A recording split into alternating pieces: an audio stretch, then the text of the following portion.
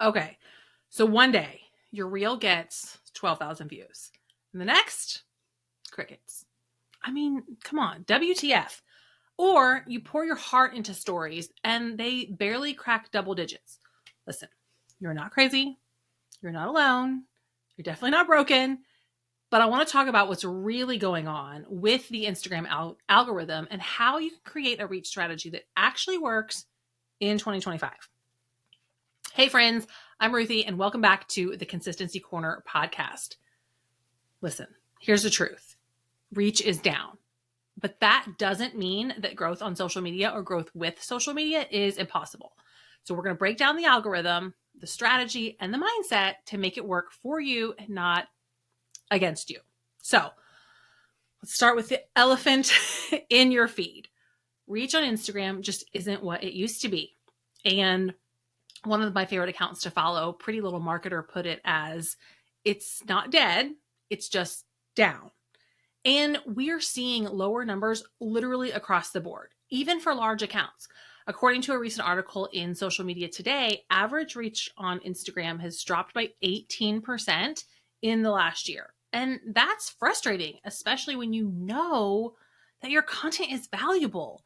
And when your content doesn't get seen, it's really easy to spiral and think like, should I just post less? Do I need to change everything? Is it me? But listen, it's not about starting over. I don't want you to start over. It's about working smarter and building a real strategy for your reach. But first, let's zoom out. Instagram is no longer one platform. It's 4 platforms. Reels, which are all about discovery. Stories, which is where you nurture and connect with your audience. The feed, where you build and create community. And the explore page, which is also top of funnel or the search results. And there are different ways and tactics and strategies to optimize all of those different quote unquote platforms. So if you feel like it's a lot to try to figure it out, it's because it is. And the thing is, each one of those platforms or places within the platforms has its own algorithm. So if an educational carousel that you post flops, and if you're listening to this and not watching the YouTube video, I said flopped in quotes, but a meme that you shared got tons of engagement. That doesn't mean one failed and one did its job, because they have different jobs. Different content is doing different jobs. Your content doesn't have to go viral every time. In fact, I actually don't think it should go viral ever. Like I said what I said, but viral content often is just bringing a whole bunch of eyes that are not your ideal client to your content. But either way, every single piece of content needs to do its job, but it needs to know what its job is. So I'm going to give you a sports analogy for a second. I'm a huge basketball fan, college basketball. Shout out Boilermakers, boiler up. If you're not a basketball fan, just stick with me for a second. I think you're going to understand. Every position on the basketball team has a different job. The point guard runs plays, just like reels are there to like find new eyeballs. And the center is there to get rebounds and be like a solid, consistent presence at the post. Just like your stories are doing work behind the scenes and nurturing that audience. But those two types of content don't do the same thing. Every post has a role to play. Y'all, I could take this analogy so much further with like role players coming off the bench and all of that, but I will spare you at this time. So, what does the algorithm actually care about in 2025? Instagram head Adam Mosseri actually broke it down and gave us the 3 main signals that they are looking for. Number 1 is watch time. Are people staying with your content? Number 2, likes. They do look at likes, especially important in reaching your existing audience. And then shares. This is really important to meet new people or get new eyes on your content.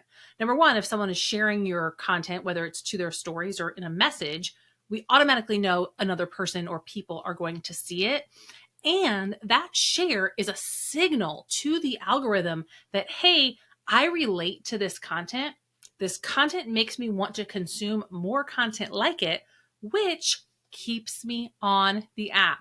Because remember, at the end of the day, Instagram's job is to keep people on the app so that they can sell ads, so that they can make money. So we have to remember that as content creators and as business owners, they also have a job to do. And our content is fitting into that business model.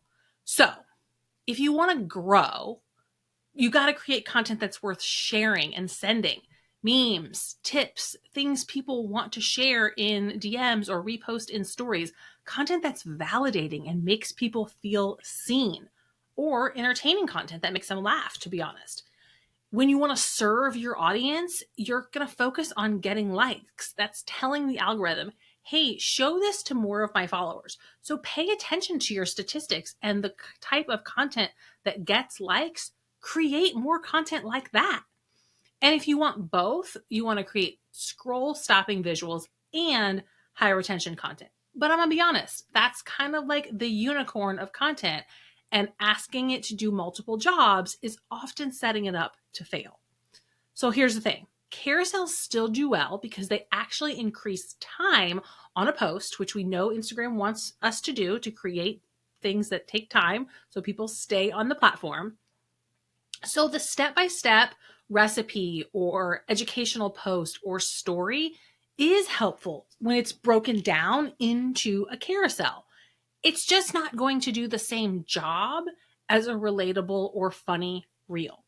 So go ahead, post the different types of content and experiment, but give your content the space to breathe and be engaged with and not stress out if every single piece of content isn't going viral. I want you to go from hope and post to a real, actually reach strategy, and not real as in reels. You get what I'm saying? Each post should have one purpose and one goal, and it's not supposed to do everything. Before you hit publish on any post, I want you to ask yourself, with this piece of content, who am I trying to reach? Followers or new people? Where do I want this? Where will this show up? Stories, feed, or am I asking it to be in the explore page or in the reels tab, which is going to make that content look different, right? And how do I want people to engage? What's the call to action? Do I want them to like it? Do I want them to share? Do I want them to stay watching longer? What is the metric that I am using to judge the success of this piece of content? And a post for your followers might live in stories with a poll, so we can repurpose it right there. A post for discovery, like a reel with trending audio or like a remix reel, can be broken down where maybe the caption for that reel turns into an educational carousel. A post for nurturing might be like a hot take carousel or a save worthy tip that you could also do a face to camera in stories and talk about. So we can make our content work harder for us without constantly churning out brand new content. So I'm going to give you a couple bonus optimization tips, and these are things that Instagram has specifically said this is what you should do to try to increase your reach. So number one, get early engagement. The first 30 to 60 minutes after your post is actually posted, you want to reply to DMs that people are sending you and comment back to the comments that you're getting. And if you feel like there's crickets and nobody's engaging with you, remember, social media is meant to be social, and you've got to go out and engage with the audience as well. Like other people's content. Ask meaningful questions. Have conversations in the DMs. Be social on social media. Next, you're going to make sure that you actually check your insights and figure out what type of content people are watching and sharing, and then recreate that type of content. Post when your audience is active, not just when it's convenient. And I know this is a tough one because you're busy. You have a lot on your plate. You want to schedule your content. But you do need to pay attention to when your audience is active so that you can be there to engage when they are engaging back with you. And research what your audience already likes. What type of content and what creators are they following? What resonates with them? And how can we take that type of content and put your unique spin on it and make it aligned with your business and your brand? So here's the real truth. Instagram isn't broken, it's evolving. And the brands that win are the ones who get intentional with their content as it evolves. They track watch time, they are looking at likes and shares and comments, and all the other metrics and determining that different content types has different goals. And they're not expecting every post to do everything. Instead, they build a strategy that works across the platform and determines how are they using the platform in the top of the funnel, in the middle of the funnel, and the bottom of the funnel. You don't need to do more.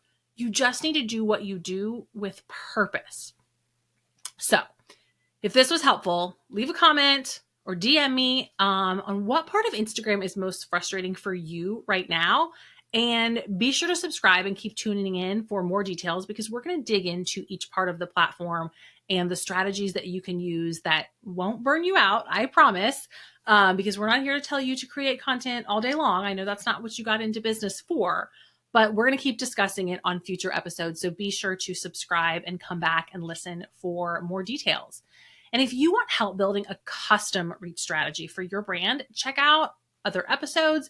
And of course, let me know how I can serve you, because the Consistency Corner is here to take social media off of your to-do list to help you market with intention, not burnout. And big thanks to Pretty Little Marketer on Instagram and social media today for staying on top of the trends so that we know what's working and we can share with you to help us all show up smarter on social media. Thanks for tuning into the Consistency Corner. If you loved this episode, don't forget to subscribe so you never miss a strategy-packed conversation. And follow us over on Instagram for more tips and insights on how to use social media for marketing to moms. Let's keep amplifying your message and making an impact.